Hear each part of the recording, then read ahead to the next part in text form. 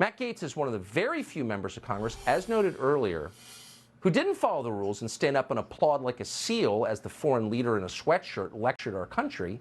He joins us now to explain his thought crime. Matt Gaetz, thanks so much for coming on. How did you, now, you know what, I'm just going to channel Michael Beschloss here. First of all, how dare you, okay? When a foreign dictator shows up in the Congress on your knees, okay, that's what Americans do. Second, I'm going to ask you, how much do you love Putin that you didn't applaud last night?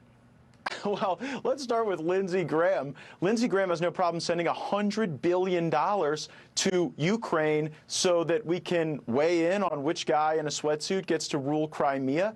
I mean, I feel no compunction to go out and applaud some foreign leader from a historically corrupt country who is begging for more than the $100 billion that the Congress is already set to send them.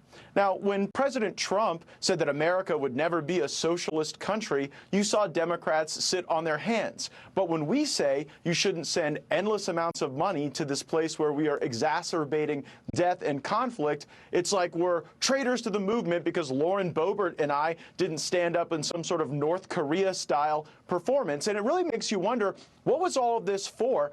I think that Mitch McConnell and Nancy Pelosi wanted to bring Zelensky there to the Congress to provide air cover for an otherwise totally indefensible spending bill. And you could see why Zelensky was in for the grift. He's got a lot riding on it. $12.9 billion in this bill to prop up the Ukrainian economy. $300 million for Ukrainian agriculture, another $300 million for Ukrainian border patrol. And in the same bill, we are tying the hands of our own border patrol. So Ukraine gets economic development, agriculture, border patrol, and we get racial equity mandates for us here at home. So Washington actually thinks that they should go to great lengths to keep Ukraine whole, while at the same time funding the balkanization and division within our own country. And I'm not sorry that Lauren Boebert and I won't stand for it.